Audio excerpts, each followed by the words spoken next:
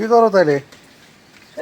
সিঁড়ি সুয়াস পাতা মানে বিলাতি ধইনা পাতা। বিলাতি ধনে পাতা।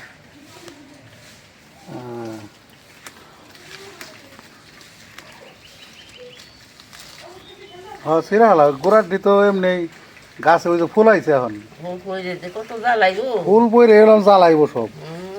পিঁপড়ের বাসা হ্যাঁ এনে পিঁপড়ার বাসা কিন্তু দেই হোক সাবধানে ছিল।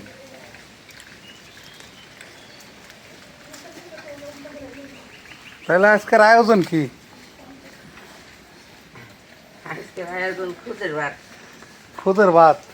খুদের ভাত আর মরিচ বাটা। খুদের ভাত আর মরিচ বাটা।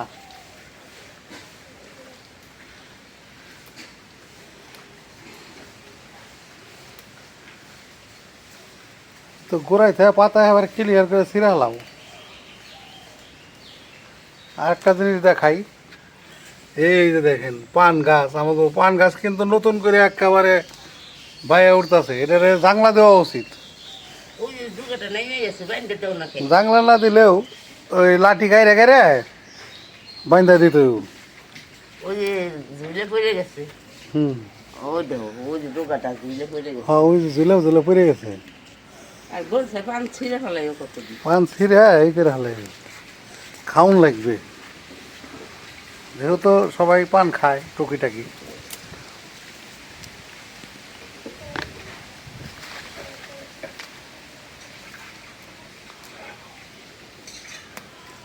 আজকের আবহাওয়াটা একটু অন্যরকম, একটু ব্যতিক্রম আছে। মানে মেঘ বৃষ্টি মানে মিলে একেবারে একাকার। প্রচণ্ড বাতাস বইতেছে, তো হয়তো বৃষ্টির সম্ভাবনাও রয়েছে। এখনো বলা যাচ্ছে না যে এটা কোন পর্যন্ত কি হবে।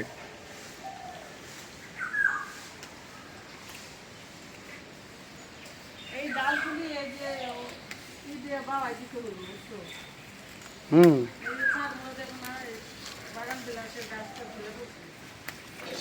সবই পরিচর্যা করার দরকার, তাছাড়া তো হচ্ছে না।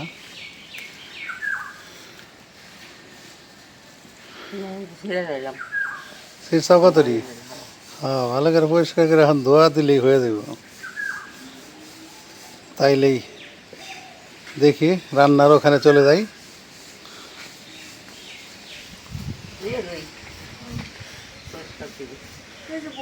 অনেকগুলো নিয়ে আইছে পাতা মাহে। ও তাহলে রান্না আর কি কি আইটেম? এই যে এখানে নিছি আমাদের হাতে দেওয়া চাপা শুটকি। চাপা শুটকি। এই আমরা তো এই চালগুলি আনা হয়েছে রমজান মাসে, কিন্তু একদিনও খাইনি। পোলার চাল না নাকি এমনি চাল? খুদের চাল। ও ফ্রেশ। এর আগে আনলা না ওদের তো একদম ফ্রেশ। হ্যাঁ ফ্রেশ চাল। তো এখন খুদের ভাত খাওয়া হইব। এখন তো সকালবেলা নাস্তা করব। এই যে পানি গরম করে নিলাম চাপা শুটকি পরিষ্কার করার জন্য। এগুলো পরিষ্কারই হাতে দিছি, তারপর একটু গরম পানি দিয়ে হালকা গরম পানি দিয়ে ধুয়ে নিই। হাতে দেওয়া শুটকিতে তো কোনো বালু নাই, শুধু যে আঁশটা গুলি আছে না, হালকা গরম পানি দিয়ে উঠাম। বেশি গরম হয়ে গেছে, একটু কম হিট দিতে হবে না? পানি মিলাইনি, মানে তাহলে গলে যাবে। এত গরমে দেওয়া যাবে না। সিস্টেম আছে তাহলে? হাতে সয় মানে হাতে এমন ভাবে দিয়ে, হ্যাঁ পরিষ্কার করে আঁশটাগুলো উঠাই নিতে হবে। একটু ভিজাইলেই নরম হয়ে যাবে। একটু ভিজাইলেই নরম হয়ে যাবে। তারপরে আঁশটা উঠে যাবে একাই।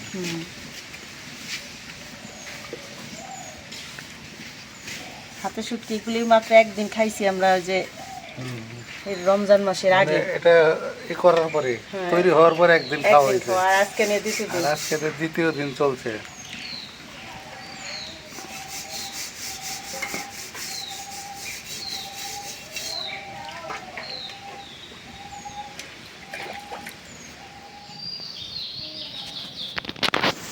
মাছগুলি ভালো করে ধুয়ে নিলাম, এখন রসুন মরিচগুলি ভাজে নিই।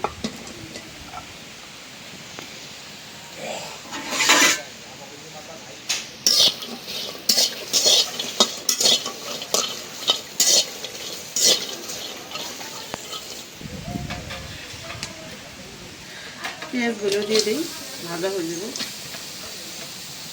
চাপা শুটকির মধ্যে পেঁয়াজ, রসুন, কাঁচামরিচ এটাই সবচেয়ে বেশি খাটে।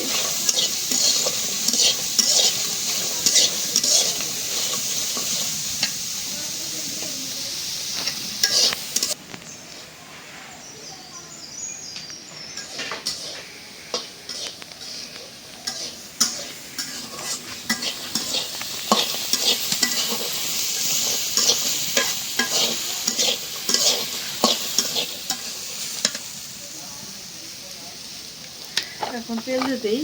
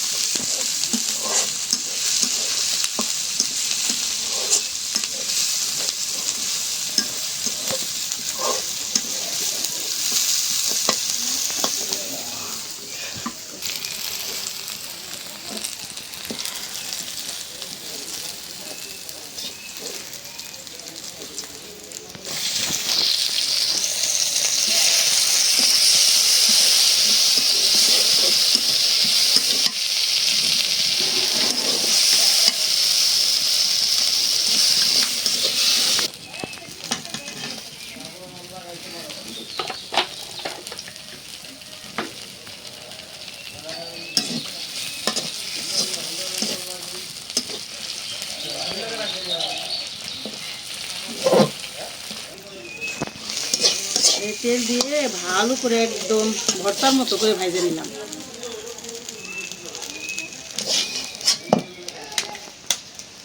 যে সুন্দর একটা বাসনা বের হয়েছে, বাড়ি ঘর ছায়া গেছে শুটকি মাছের বাসনা। ওদের ভাতটা মাখায় বসাবো,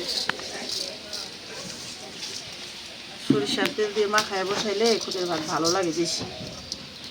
ভোনা করে রান্না করলে এক স্বাদ, আবার এইভাবে রান্না করলে এক স্বাদ।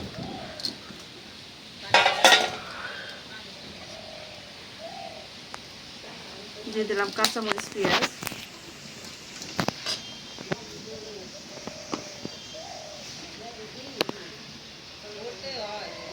আদা, রসুন, জিরা বাটা দিয়ে দিলাম।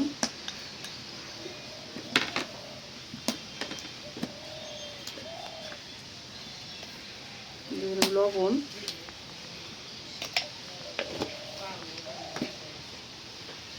এখন দিয়ে দেবো সরিষার তেল।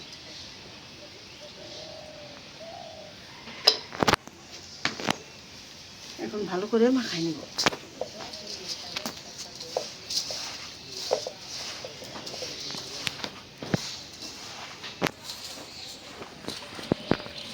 একদম ভালো করে মাখাই নিলাম।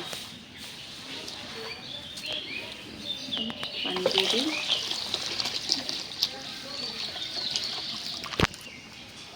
বিসমিল্লাহির রহমানির রহিম। ঢাকনা দিয়ে দিই।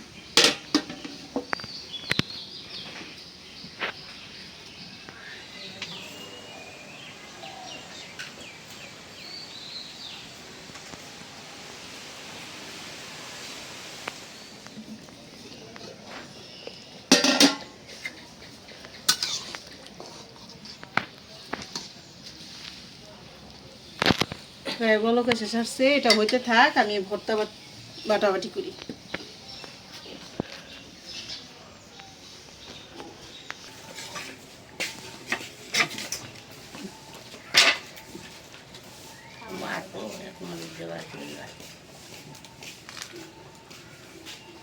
আজকে হলো রসুন মরিচ দিয়ে ধনিয়া পাতা বাটবো। এই যে শুকনা মরিচটা ভাজি নেই, না ভাজে রসুন মরিচ বাটা লাগে না।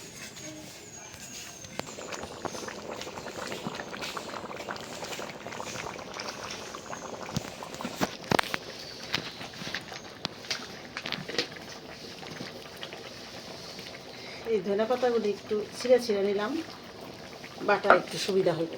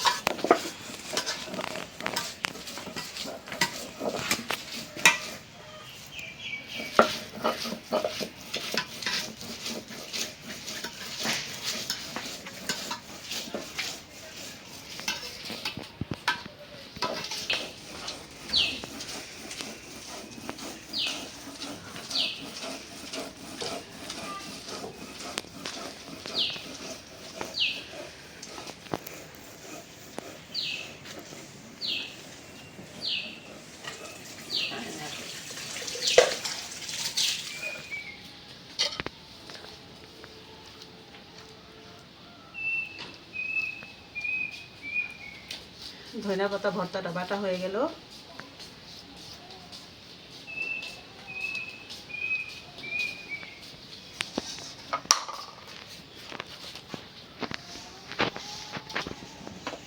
এখন হলো চাপা শুটকির ভর্তা বানাবো।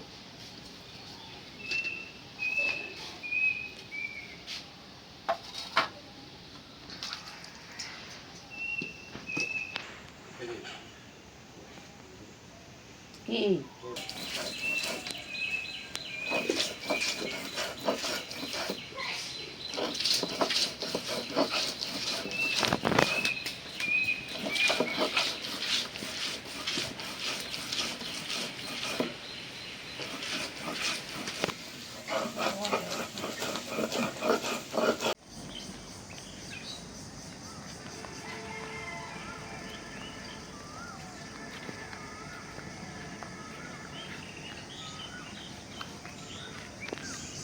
তো একটা উদ্দেশ্যে আপনাদের সামনে হাজির হলাম।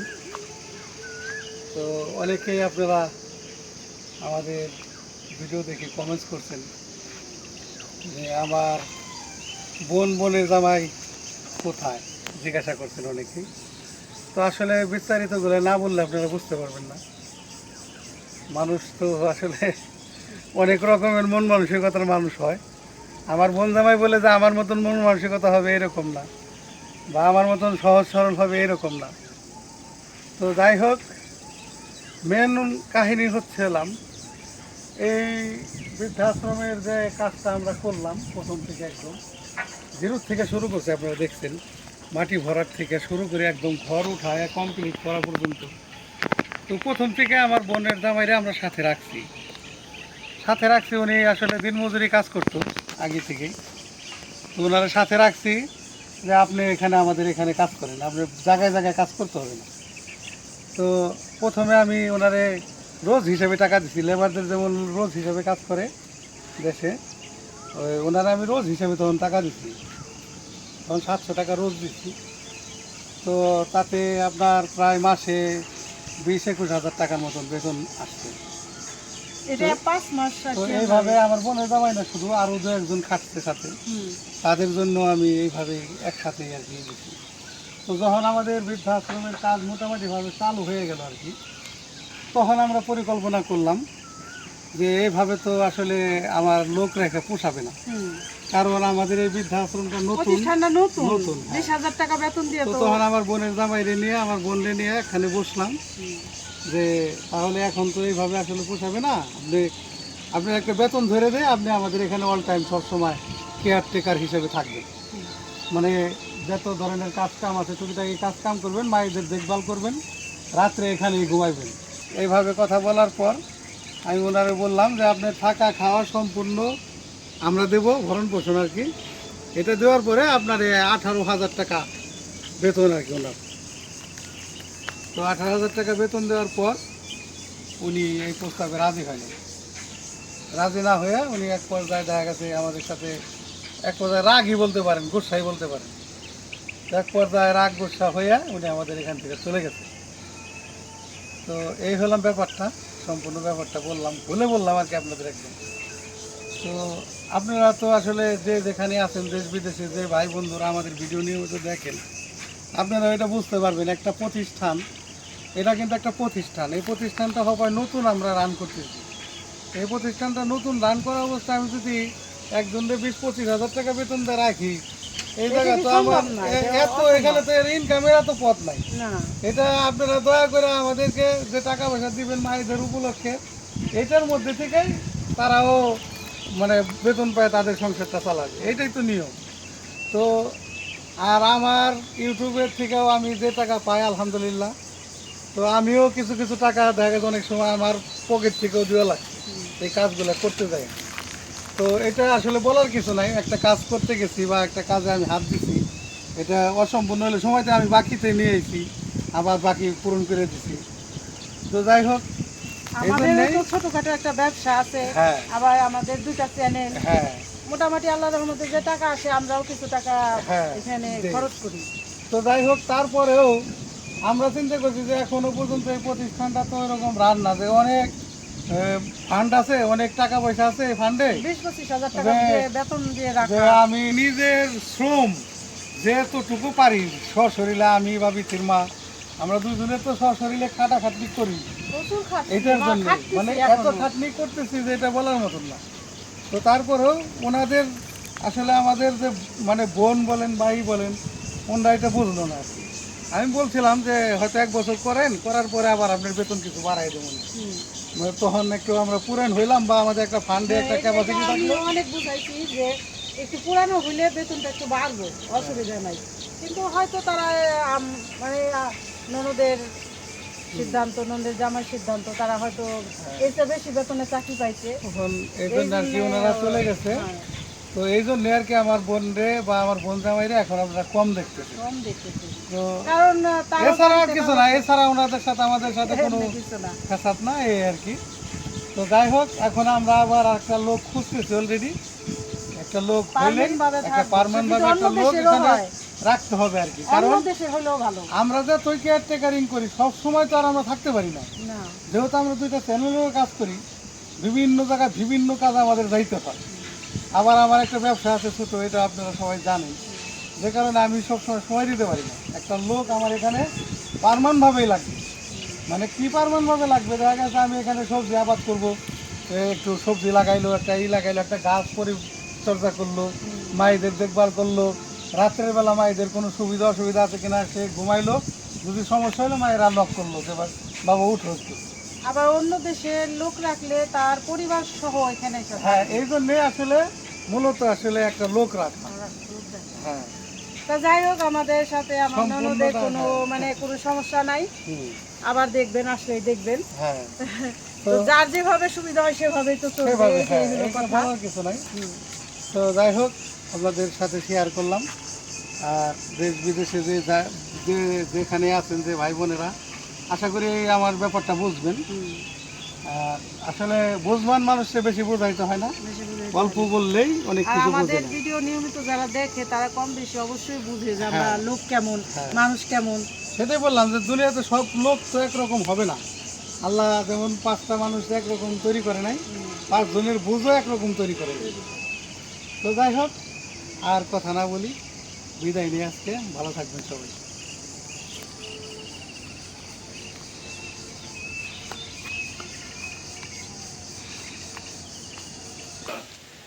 এই যে মেথির বাবারে খাইতে দিলাম, কারণ মেথির বাবার জরুরি কাজ আছে, খাইয়া যাইব, খাইতে থাক। মরিচ বাটা, প্রথমে এলো বিলাতি ধনিয়া পাতা,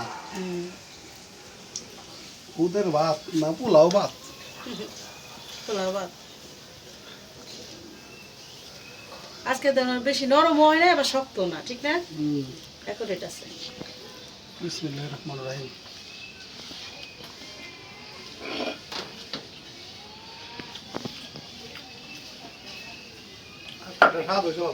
স্বাদ বেশি, অনেকদিন পরে খাইলে সেই জিনিসের স্বাদ লাগে বেশি, ঠিক না? আজকে রান্নাটা অনেক ভালো হয়েছে, সরষের তেল দেওয়াতে। ভালো হয়েছে।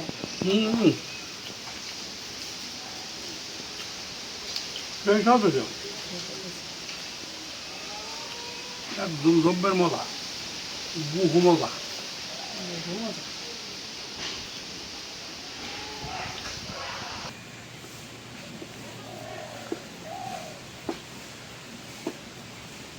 একটু রোদ উঠে আবার অন্ধকার, হ্যাঁ একদম বই দিয়ে আবহাওয়া হয়ে যেতেছে। মজা, শীত শীত ভাব, হ্যাঁ, এই বাতাসের জন্য আজকে আবার ঠান্ডা ঠান্ডা। তার উপরে খুদের ভাব। গরম গরম ওদের ভাত একদম চুলা থেকে উঠাই দিছি।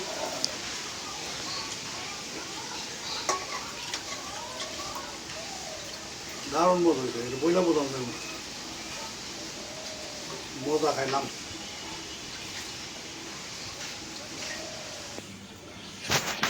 এখন খাইবা চাপা শুটকি ভর্তা। খাইলাম তো এক পদ দেয়, এখন এক পদ খাইলাম। ওটা তো দারুণ মজা লাগলো, বিলাতি ধন্যবাদ। বাস না অনেকে, হ্যাঁ? অনেক বাসনা, বাসনা নাকি সেরা।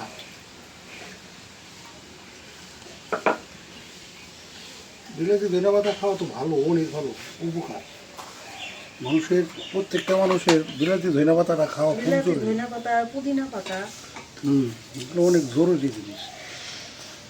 তো পুদিনা এগুলো পাতা আসলে শহরের মানুষ তো পায়, এরাও টাটকাটা পায় না আর কি। আর আমরা তো একদম নগদ ছিঁড়ে আইলে বাটলে একদম মজা। গ্রামে তো এটাই সুবিধা যে ধরো আজকে বাজার করলাম না, রান্না কি করুন, কিন্তু চেষ্টা করলে যে বাড়ির আশেপাশে বাড়ির শাকসবজি দিয়েই দু একদিন অনায়াসে চলে যায়। কেবল শুক্তিরও ফাইন হয়ে যাবে, অনায়াসে। একদম বহু মজা।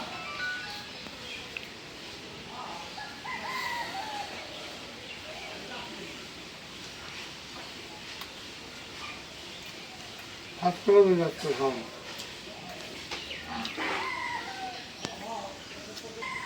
তো বন্ধুরা, আজকের খাবার খুব ভালো হয়েছে আলহামদুলিল্লাহ। অনেক ভালো হয়েছে। আমি না খাই বুঝতেছি, কারণ সে খাইতেছে, আমি ওটা মনে করতেছি মনে হয়েছে, অনুভব করতে পারে, অনুভব করতে পারি। আপনারা অনুভব করেন কিরকম হয়েছে। তো ভিডিওটা আর বড় না করলাম, আপনারা ভালো থাকবেন, সুস্থ থাকবেন, আমাদের পাশে থাকবেন, আমাদের চ্যানেলটিকে সাবস্ক্রাইব করবেন। দেখা হবে পরের ভিডিওতে। আল্লাহ হাফেজ।